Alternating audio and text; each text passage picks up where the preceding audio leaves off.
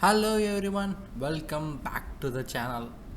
So currently we are dealing with aptitude, and in this unit we'll be dealing with the last aspects of the aptitude, and from the next lecture we'll be going with the foundational values of civil service.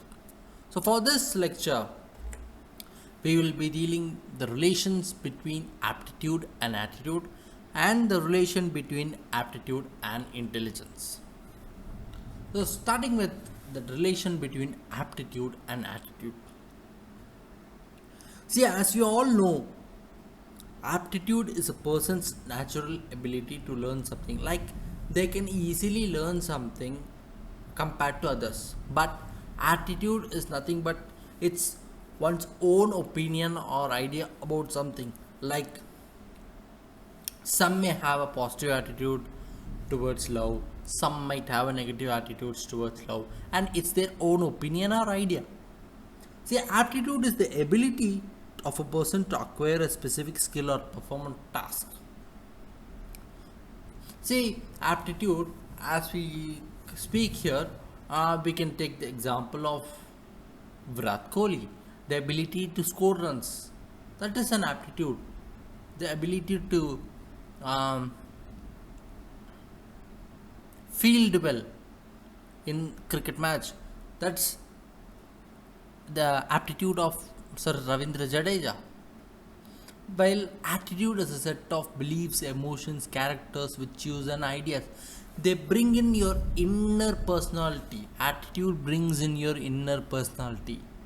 See, aptitude is a result of experiences. See, you cannot just go to the field and bat as you wish. No, you cannot do that. You need enormous practice.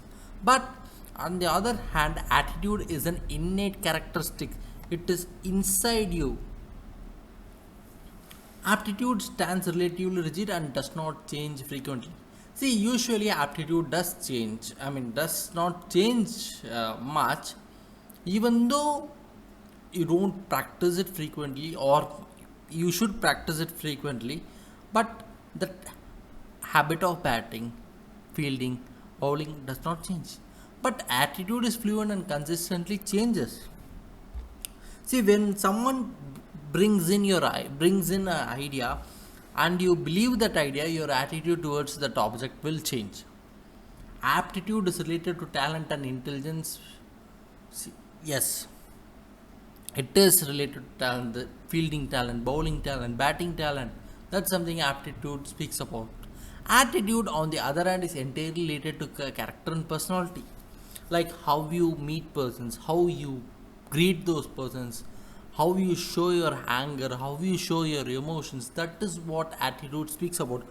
A very good example of we can say is Mahendra Singh Dhoni, former Indian cricket team captain. He is not only known for his aptitude towards cricket, but also for his attitude to manage the stressful situations in the stadium and also remaining cool in the field. A person can have both aptitude and attitude on a positive note too. So moving on to the next, we'll deal the relations between aptitude and intelligence. Aptitude refers to the individual's natural ability or potential to perform a task. Natural ability to bat, natural ability to bowl. That is something aptitude speaks about. Intelligence refers to the ability of an individual to learn and understand complex ideas, adapt situations, and solve problems. See, sorry, that is intelligence. To be honest, that attitude is a type of mistake. Intelligence is nothing but, on the other hand, like, okay, you know that bowler is bowling, and you calculate with your intelligence whether it's a outswinger, in swinger, or it's a bouncer, and that is something you try to understand to the complex ideas, adapt to situations, and solve the problems. Like if you have a weak, if a batsman is weak for the bouncer ball, he might just leave that ball or just try to hit it for single. So that is adapting the situation and solving the problem. Aptitude is usually determined by genetics of an individual. Yes, aptitude is brought in by genetics of the individual. Intelligence is usually believed to be influenced by both genetic and environmental factors. See, the thing is, just because you're weak towards bounds doesn't mean that you're weak. You can, it is weak, but it does not stay the same. Aptitude can vary depending on the experiences of the individual.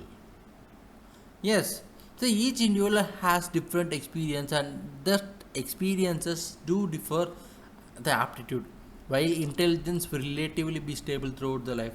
Like an average student will eventually be average for the most of his life, unless and otherwise some miracles happen.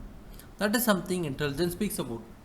Aptitude measures individuals' actual ability or to perform a task or activity, like running 100 meters, how fast you can. That is something aptitude can do.